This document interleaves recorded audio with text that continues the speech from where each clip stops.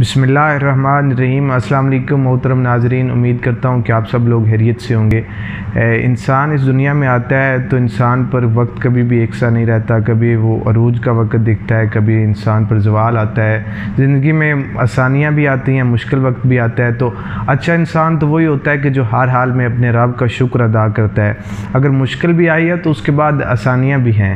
लेकिन अगर हम ये देखें कि जब इंसान पर मुश्किल वक्त आता है, तो जब उस पर कोई दुख दर्द या तकलीफ़ का टाइम आता है, तो उसमें हम ये देखते हैं अगर वो इंसान या जो शख्स जिस शख्स पर भी दुख दर्द या तकलीफ़ का वक्त आता है, तो अगर तो वो अपने दर्द को महसूस करता है, तो ये इस बात की दलील है कि वो ज़िंदा है।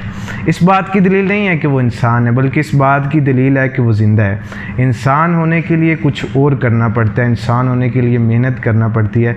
इंसान वो होता है जिसमें इंसानियत हो। देखिए, ज़िंदगी में मुश्किल वक्त हर किसी पर आता है। अगर आप के लिए आसानियाँ हैं तो इस पर आपको अपने रब का शुक्र अदा करना चाहिए और दूसरों के लिए आसानियाँ पैदा करने की कोशिश करनी चाहिए। अगर आप पर अल्लाह ने आपको अच्छा वक्त दिया है, आप खुशगवार ज़िंदगी गुजार रहे हैं, और अगर आप अपने आप इंसान कब हैं, असल मौजूद है कि आप इंसान कब हैं।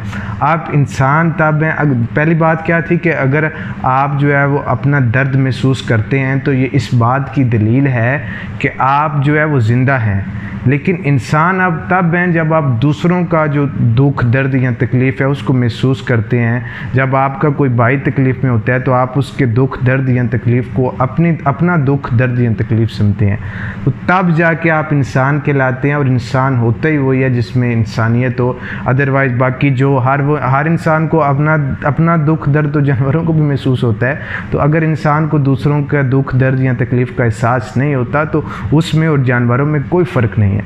इंसान बनने के लिए इंसान में इंसानियत होना ज़रूरी है। जब इंसान वो होता है कि जब आप मिसाल के तौर पे आप देखें कि आपका हमसाया, आपकी फैमिली में से आपका कोई रिश्तेदार, आपका दोस्त भाई किसी दुख तकलीफ़ या अज़ियत में है और आप पुरसुकून नींद जो है वो सो रहे हैं, तो इसका मतलब है कि आप एक चलती फिरती लाश हैं। आप बस ये आपके ज़िंदा होने की दलील है कि आप जो है वो ज़िंदा हैं, आपके इंसान होने की दलील नहीं है। लेकिन उसके बरक्स अगर आप अपने किसी भाई, मोमन भाई या जो भी इंसान मुसलमान है उसका दुख दर्द या तकलीफ़ को अपना दुख दर्द या तकलीफ़ समझते हैं, तो इस बात की वाज़ेह दलील है कि आप इंसान हैं, आप में इंसानियत है। देखिए, इंसानियत ही हुसैनियत है और हुसैनियत ही इंसानियत है। वाक़या करबला भी हमें दरअसल इंसानियत ही का दर्स देता है। अगर आप में इंसानियत नहीं है तो आप में और जानवरों में कोई फ़र्क नहीं है। देखिए, अच्छा इंसान जो होता है वो दरख्त की मानद होता है। आप दरख्त की आपको मिसाल देता हूँ कि दरख्त जो है वो देखें, हम लोग दरख्त के जो है वो साए में जाके बैठते हैं। दरख्त हमें फल भी देता है, साया भी देता है। और लोग जो है वो दरख्त को, जो लोग पत्थर मारते हैं, दरख्त उनको भी फल देता है। और दरख्त के नीचे जाके हम जो है वो अपनी थकन दूर करते हैं, रेस्ट करते हैं।